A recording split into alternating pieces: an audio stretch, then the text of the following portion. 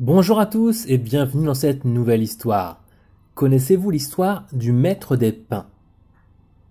Il y a fort longtemps, au cœur d'une forêt de pins, vivait un récolteur de sève mystérieux. Un homme qui aspirait à vivre seul. Pourtant, régulièrement, des jeunes gens cherchaient à devenir son apprenti.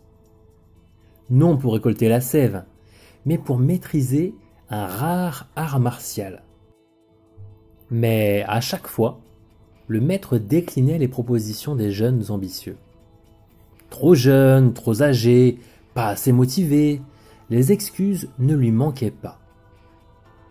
Il accepta néanmoins un jour de prendre un disciple.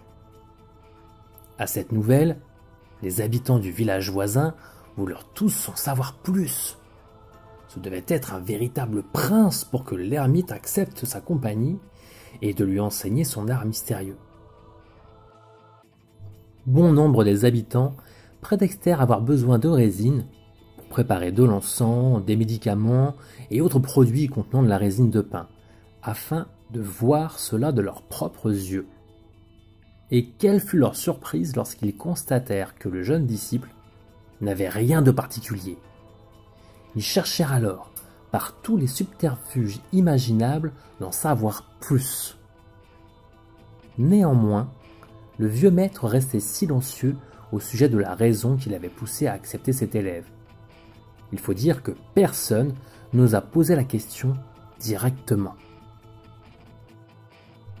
Lassé de recevoir tant de questionnements, le maître commença à envoyer son disciple au village à sa place.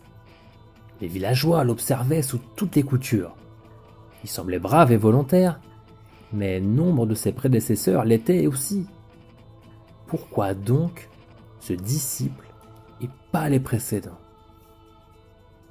Un an s'était bientôt écoulé depuis l'événement. De nombreuses rumeurs couraient, mais aucune ne put être vérifiée.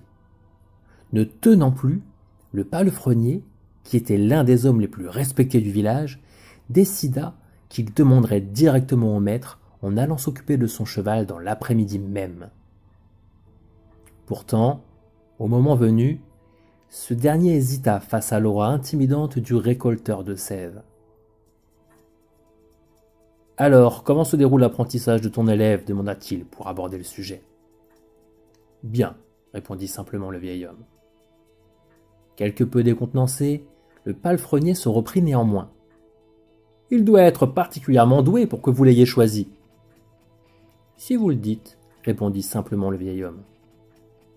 Prenant son courage à deux mains, le palefrenier entra alors dans le vif du sujet. « Enfin oui, après avoir refusé tant de disciples, il doit bien y avoir quelque chose de particulier pour que vous l'ayez pris lui et pas les autres. »« Sans doute, » répondit imperturbable le vieil homme qui caressait calmement son cheval. « Mais enfin, tout le monde se demande pourquoi lui et pas les autres villages. J'ai juré que je leur apporterais une réponse. Pouvez-vous me donner la réponse de votre choix, maître? Je vous assure que je ne vous importunerai plus avec cela ensuite, » demanda le palefrenier, comme s'il l'implorait. « Certainement, celui-ci parle peu et ne me dérange jamais.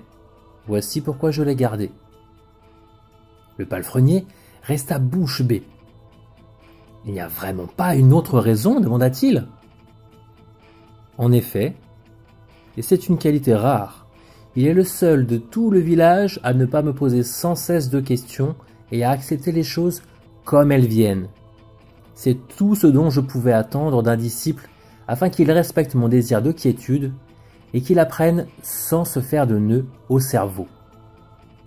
Le palefrenier termina sa tâche et rentra au village.